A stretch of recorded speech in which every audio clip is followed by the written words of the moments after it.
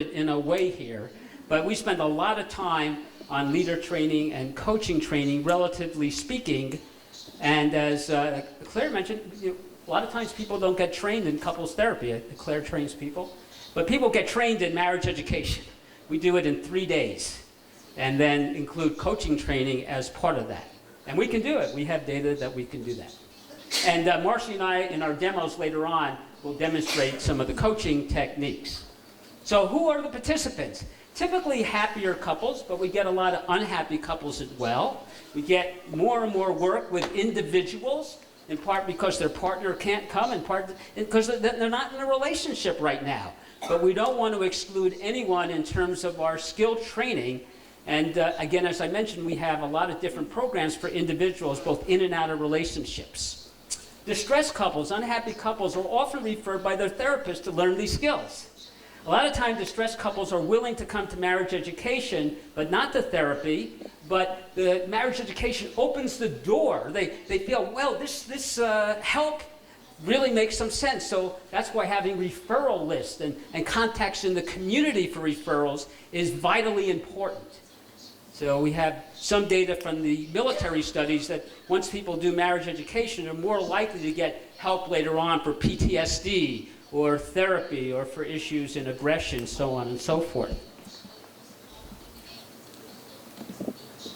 I've been saying this for a couple years based on my experiences, that I'm sure this is true in Israel. Most couples will marry, and if they get divorced, or marry and be in an unhappy marriage over time without ever seeing a couples therapist.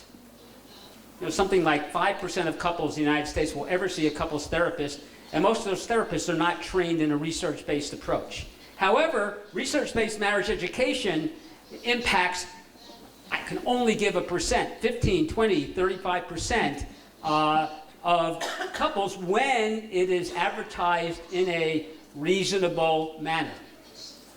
And we have a study that shows that up to 75% of people say they're willing to take, adults, willing to take a class in marriage education or a workshop. Again, class, workshop versus therapy is key. And there are no differences between men and women in that, by the way. Once they understand, they learn ground rules. They learn ground rules for talking without fighting. Men like that. Men don't like conflict. Men feel their wives are their best friend and they want to talk to them, but sometimes, when talking leads to fighting, men back off.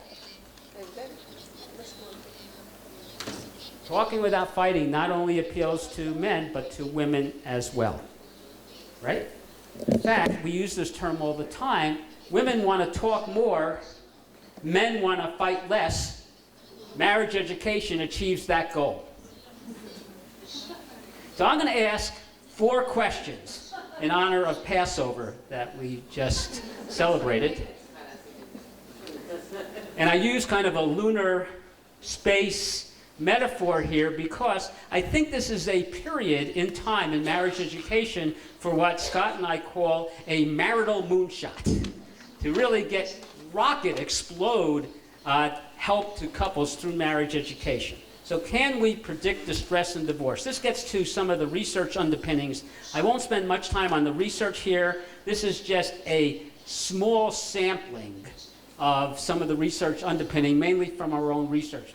Anyone know what this is? Reel-to-reel tape recorder. It's probably invented here in high-tech Israel. And when we started our studies, we observe couples before marriage talking about problems, and we see if we can predict what happens over time. And sometimes it takes 24 hours to code 1-hour videotape.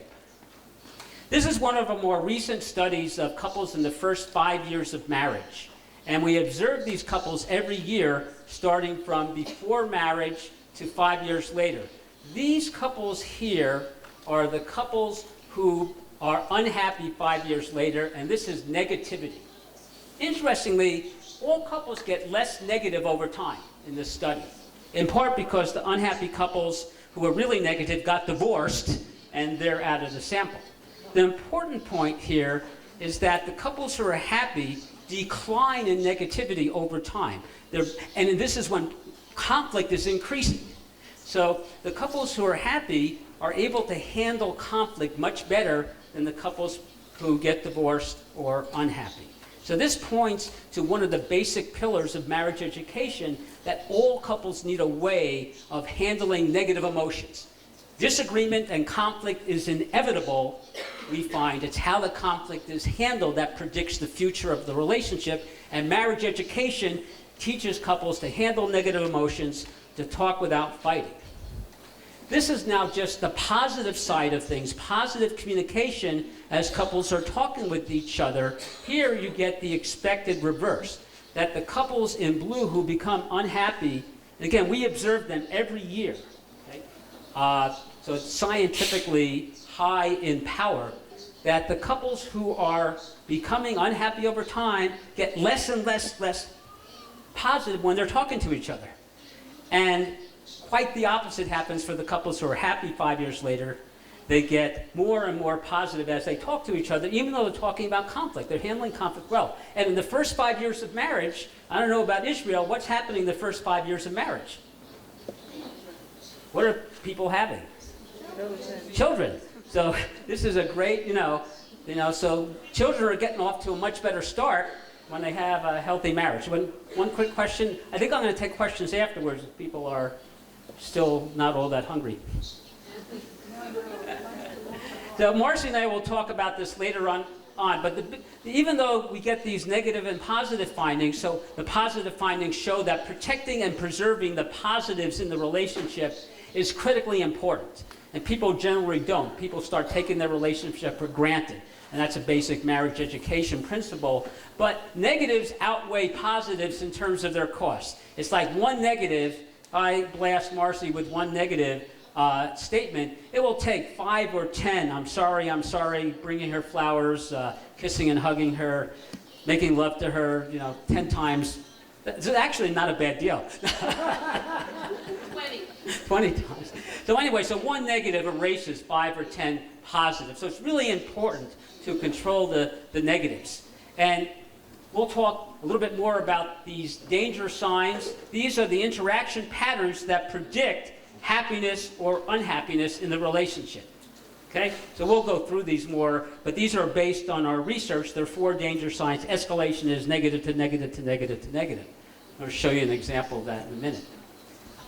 In a book on Jewish marriage, just to show this point, Mark and Elizabeth write, life is impossible without disagreement. Now this is their view of what a Jewish marriage is. So you can disagree because you know a lot more about that here in Israel. So disagreement seems to be at the heart of relationships. It leads to excitement. Okay? It's valued within Jewish marriages as I'm reading, particularly here in Israel. Until that disagreement reaches the boiling point, which are those danger signs, and then shalom bait, is that right? Bite, shalom, peace in the home, right, gets damaged. So it's interesting you have this contrast. I think this is why marriage education may be more of a challenge here, because of the value of honest and direct disagreement, but not allowing it to spill over to damage peace in the home. Rabbi Harold Kushner, who wrote that great book, Why Do Bad Things Happen to Good People, said something my mother used to say, and still does. He says, only God can give us credit for the angry words we do not speak. So being able to edit out the negatives, those zingers that are very costly. And my mom used to say, if you don't have anything nice to say, there you go. Here's a couple showing all these danger signs. They're talking about an incident where he called her on a cell phone and she didn't answer. I thought I had my phone. I always have my wallet. Then you didn't say, say, I do think you I have have your the wallet? phone, let me check, or would you check and see? You said, yes, I've got it. I said, are you sure? Yes. Well, the last time I looked in my purse, it was there. The last time. Yeah. Well, next time, I will look in your purse. I can't rely on you anymore to do this. Don't you think you're being a little controlling? Just a tad? It's simple. Have the phone or don't have the phone, but just answer the question. So, little events like the cell phone, it led to a major argument the day before we filmed them. They're a Jewish couple in Oklahoma, and she has a great sense of humor, and she said, well, the major reason I married you that you were the only Jewish man single left under 80 in Oklahoma City.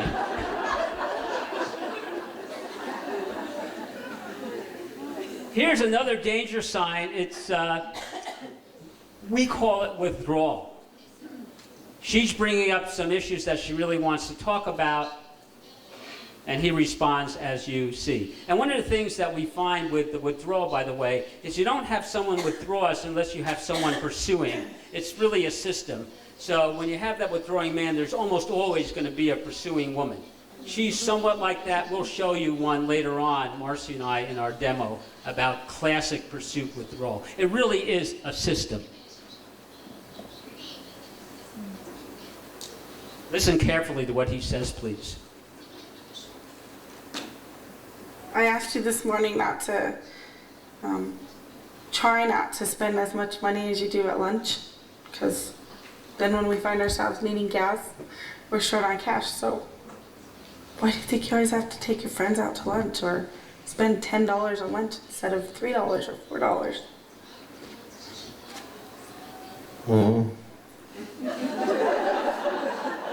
Because then comes the weekend and you like to do things, but because you spent $10 every day for lunch, we don't have the money.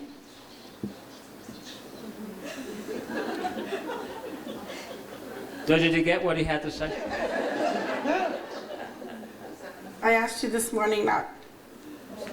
Just to reiterate the point that all couples have conflict in prep. In our program, Love Your Relationship, couples retreats that we offer to couples, we teach couples, again, how to handle negative emotions and talk without fighting. And most research-based marriage education programs do that. So the answer to question one, can we predict distress and divorce?